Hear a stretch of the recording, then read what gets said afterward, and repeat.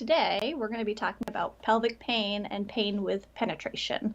This is a big issue that affects approximately 75% of women at some point in their life, so important to cover. So let's start with coping with sexual pain. This is really hard, right? Like pain, when you're experiencing sexual pain, it impacts so much of yourself, like your identity, how you feel about your body and your life, and your relationships. This is where we come into play, I think, as sex therapists, is the difficult part, the challenging part, how you're coping with this, how it's impacting your life, how you feel about yourself and your body, how you feel about the status of your relationship if you're in one. There's a lot there, right? And also supporting somebody through that whole process of trying to get help and get the medical part of this treated is where we can offer some support. Yeah, right. So it does impact a lot of people's self-esteem. It impacts how they feel about their body. So when you can, which I know can be really hard, try to practice some gratitude and like refocusing to other aspects of yourself and your body that you appreciate, right? Like try to have these positive affirmations. Try to focus on perspective. We talk a lot about power and perspective, right? Yes, yeah, the gratitude there. And this is very similar strategy, just with embodiment. And if you're experiencing a body image issue, gratitude is often really helpful, right? Like, what are the things your body is doing for you that you can appreciate, rather than focusing on where you feel like it's betraying you or not functioning for you the way you wish it were. Right, exactly. So I know that that's really hard, but that's tip number one, because perspective is so powerful, right?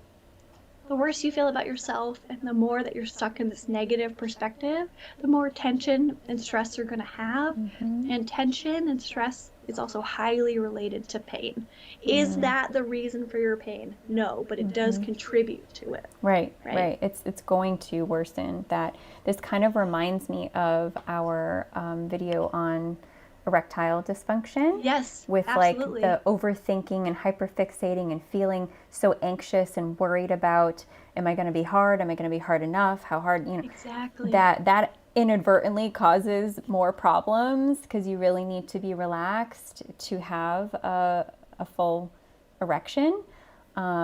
This reminds me of that, right? Like this similar kind of dynamic with the mind and body connection. If you're stressed and overthinking it and you're just sending all this negative energy and having all these negative thoughts about yourself, is that going to help your cause of some self-acceptance and relaxation and being kind of gentle? You can be gentle with yourself physically and emotionally, right? Right, absolutely. It really does make a big difference, even if you don't realize it, right? We have a question here from Soprano. Is there a difference between sensations that are physically painful and sensations that are physically uncomfortable during sex? That's a good question. Well, so that is a great question. So pain is never good, right? Painful sensations are never good in sex unless you are... Unless you're in the kink community. We have some kink representatives here. Exactly. Unless it's a wanted pain and a welcomed pain. If it's wanted pain, that's different. If it's unwanted, unprompted pain, that's not good sensation. Uncomfortable sensation, that can happen, right? Like with different positions and things like that.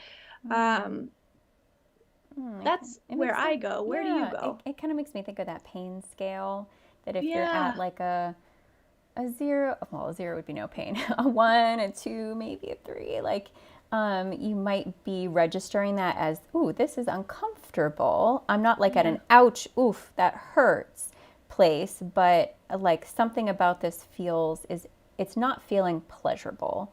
And it's not like a desired kind of discomfort that there's, and that might mean there might be some simple adjustments you could make.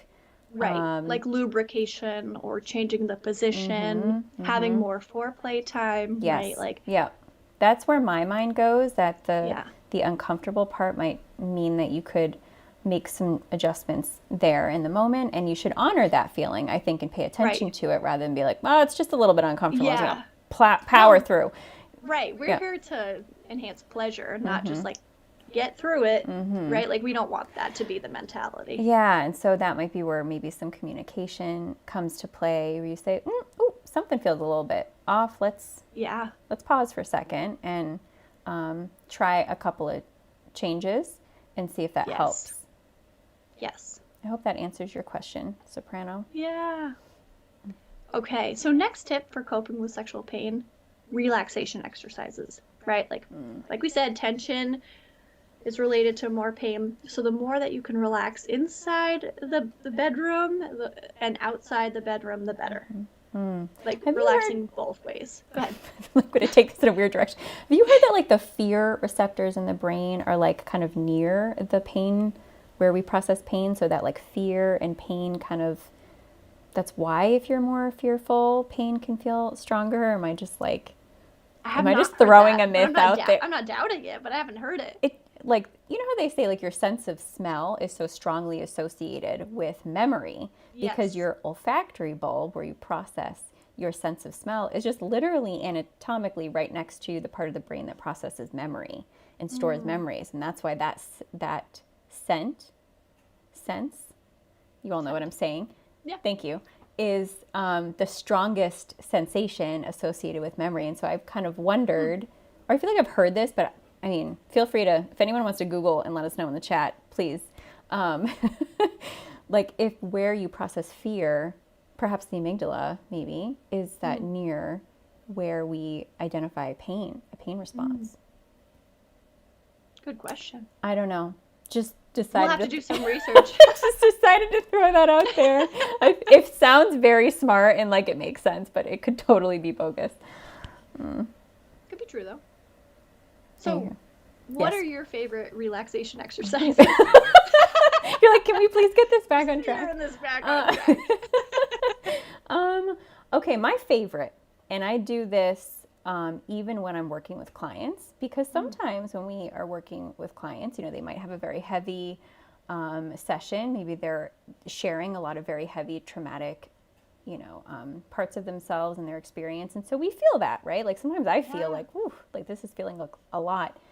Exhaling is the number one way I can, no one knows you're really doing it. Not that it needs to be a secret, but like just having an extended exhale, just like sitting there and really just like letting all the air out. You can do it through your nose even, or at least say you should do it through your mouth. But when in a pinch, have a nice long exhale. It's the exhale that relaxes us. Right? Because when we think about being stressed, we're like inhaling, we're like holding the air in, and we're like breathing very shallow, in a shallow way, right? And your chest feels kind of tight. So just nice long exhale. That's actually my favorite as well. I said it all first. about these like, I know, all about these like box breathing and all these like, it gets real, 7, 5, real 3 fancy. Things, and I'm like, I don't want to count really, but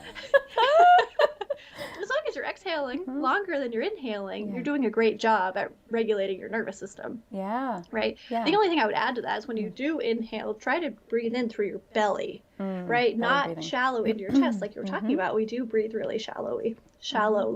So if you can breathe into your belly, that also really helps your nervous system to relax. And an easy way to remember how to do that is imagine your stomach is like a balloon, right? When you breathe in, it should extend out, and when you breathe out, it should deflate. And that's how you know you're breathing from your diaphragm and not like in that shallow way up in your lungs. Yes, exactly. Also, if anyone in the chat has like a favorite relaxation strategy that they've tried, whether it's related to sex or otherwise, so we'd love to hear more ideas too. So beyond relaxation exercises, it's really important to try, when you are trying to experience some sort of sexual contact, either with yourself, just with yourself, solo sex, or with your partner, create a sexy environment, right? Focus on sexually arousing thoughts, fantasy, like get your mindset into it, right? Really try to be mindful about where your brain is at, right? You're not going to be relaxed if you're thinking about how it might be painful. Practice day to day being in a pleasure-focused state, right? We've talked before about having a negativity bias, right? Try to focus on what's pleasurable to you, not necessarily sexually, just in general, right? And that will hopefully help translate sexually to being pleasure focused as well. Day to day, practice that. Try not to have expectations of yourself, right? Like, don't have shoulds. You should be doing this or you should be doing that. Just explore your body with curiosity, right? Through solo sex, just explore it, see what might feel pleasurable, right? Rather than painful. Do not tough out pain. No. If something is feeling painful, stop and do something differently, right? Like, we don't want to reinforce this association that there's pain with this. Right. And like we've talked about this in other shows, there is, penetration is not the end all be all. Exactly. Right? Like there's oral, there's other holes in your body that you can explore. There's exactly. If external stimulation is not painful, but internal is, you can focus on external stimulation. So just, I think I wouldn't even suggest, if you're struggling with pain with penetration, like I wouldn't attempt that every time you have sex with a partner. Like have a penetration free sexual experience. Like you owe that to yourself, just to also have exactly a really like stress free, no pressure sex with your partner. And I think that is just as important as being like, okay, let's maybe try some relaxation and we can attempt a little bit of penetration and see how that goes, and be willing to just like be very gentle and easy with yourself around that, and have alternative ways to have fun and experience pleasure is super important. Right. I completely agree. And be flexible. If yesterday, oral was feeling great and it wasn't painful, but yet today for some reason oral is painful, be flexible, right? Change that up, right? What worked for your body yesterday may not work today. You said in our Magnificent Sex Stream, bodies have moods, right? And that's okay. Bodies do have moods. Be flexible with that. And it's really common for people who experience pelvic pain to engage in this catastrophic thinking. Like, I'm never going to have a diagnosis. I'm never going to have pleasurable sex again. This is never going to get better. And that creates tension in your body, right? That creates anxious feelings, which creates tension, which creates more pain. Right. So really try to challenge that way of thinking. Try to remain hopeful, right? Try to read success stories. Try to listen to this where there are these causes that we can find, right? Like read different books. Like try to have a more positive mindset, even though it's really, really hard. And I think that comes down to also challenging our beliefs around sex too. Like, and how could you not feel like this is the worst thing that could happen to you and the most devastating thing, when all we ever see is penetrative sex where, the woman's just orgasmic in moments, and like the guy's massive and everyone's having wild fun in a matter of minutes. Like there's so much wrong with that. And there's so much that is not real about that. But of course, if you're like, I can't even tolerate like, any penetration at this point, or it's just so painful. Like you feel like you have failed as a sexual being when all we've ever been taught is this cookie cutter approach. So I think challenging your beliefs around sex is a really big part of liberating yourself to be open to alternative ways of being sexual and having pleasure and enjoying a happy and healthy sex life. It's not to say you shouldn't treat this issue, but it doesn't have to like be the sole focus of your pleasure, right? Right. I agree. I think the last thing I'll say about this area is the less stress you can have in your life, the more that's going to be supportive of you in pleasure, in recovery. So find ways to reduce your stress in all aspects of your life. What do you need? Do you need more exercise? Do you need more sleep? Do you need more support? Like more time with friends, more fun, more meditation? A different job. Yeah, if you can, Right. A hobby. Right. Like a dog? Like, what do you need to reduce some stress? A cat. Right, exactly. A bird. Okay. So, Anything else for you on that topic? I just wanted to make note of what we talked about in our last live stream when we talked about Yeah. tips to your best sex life. We talked about how the book that we reviewed there covered individuals who claim to have magnificent sex lives and what's different about them. And a lot of them identified that they didn't have their best sex lives until they experienced a problem of some sort, like a chronic illness or an injury that required them to get creative in their sex life, and that's when they started having great sex. And I love so that point. I just want to like reiterate that. I know we're talking about something a little bit different here, but I mean, chronic pelvic pain it's a real issue, and you can use that while you're trying to get treatment as an opportunity to get very creative in your sex life and explore and challenge yourself to break free from that pressure and expectation to just struggle through the pain, right? I love that note. Yeah. And relationships can really struggle. Let's talk about how to maintain connection and intimacy throughout experiencing sexual pain, right? This can create some disconnection because, partners can feel rejected. If their partner is avoiding sex because of pain, they can feel guilty if they're causing pain. So overall, it can create some issues, but it doesn't have to, right? Biggest thing you already touched upon, right? Like we have to shift the mindset of what is sex. Sex doesn't have to be penetrative. Right? Like you said that beautifully. It's not the be all end all. You just have to be curious and explore pleasure together, right? Yeah. Yeah. And I think if you're a partner of somebody who's experiencing pelvic pain, you get to be understanding and mindful, not place any pressure, certainly be respectful of any acute pain your partner's feeling, and stop and be like, roll with it, like adjust, be like, okay, let's do something else and let's try something else. And if you get super distraught and in your head and feel super rejected, like it's just adding like insult to injury, right? Like it's just going to snowball and be such a negative. You want to keep sexy time sacred.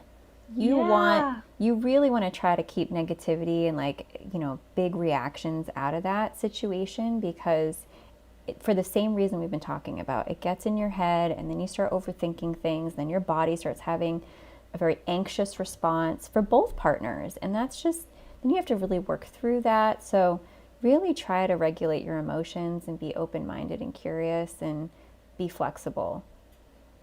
Yeah, I completely agree. Adding pressure or having a negative reaction is going to perpetuate the issue, right? Absolutely. If you have this negative reaction of like, oh my God, again, Yeah. then your partner is going to have anxiety the next time you go to initiate, right? Not only am I in pain, but you're going to be upset, and right. yeah. And then they're going to feel more pain from that tension, from that anxiety. So your reaction is huge.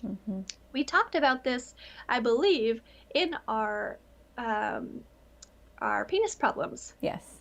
Right? Like partners' reactions are huge. They have a significant impact on performance, on anxiety, everything, right? Right. So focus on other forms of touch, right? Focus on other forms of affection. At one point in your life, kissing was probably the main event. Oh, why do you can't remember it be those days? Why can't that be the case again every once in a while, right? Like, why can't kissing be the main event? You know what? I challenge everybody listening right now. Your next sexual encounter, let kissing be the main event, and just enjoy that. Let it bring you back. Right.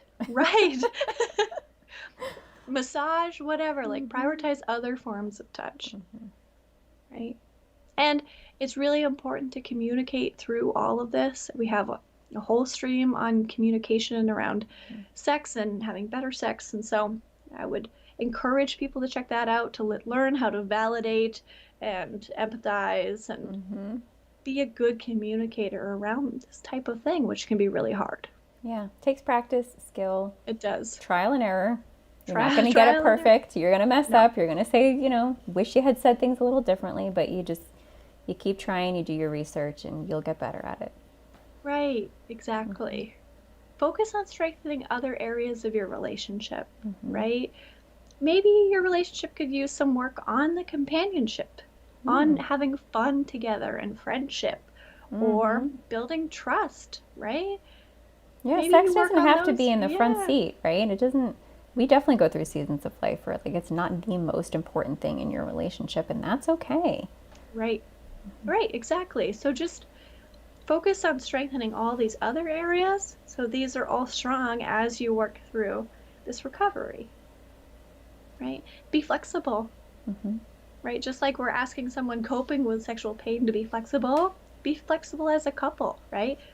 Maybe massage works really well one night, maybe oral works really well another night, right? Maybe mutual masturbation works well. Yeah, if Right? you feel like if you're in control of like the sensation that you do better, mutual masturbation is a great idea.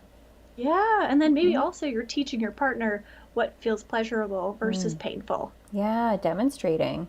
Yeah, Again, it can be a really vulnerable thing, but great things come from our willingness to be vulnerable with each other. exactly. Exactly. So overall, like pain affects relationships less when there is good communication and there is flexibility and there are expressions of love, right? So focus on those things, Yeah. right? And then your relationship has much greater chance of being intimate and connected throughout Right. this. Right. And it will help the treatment process along too. We'll That's leave you great. guys with a question. Can you share your most favorite relaxation exercise so that you can help other people relax and reduce tension and hopefully overall reduce some sexual pain?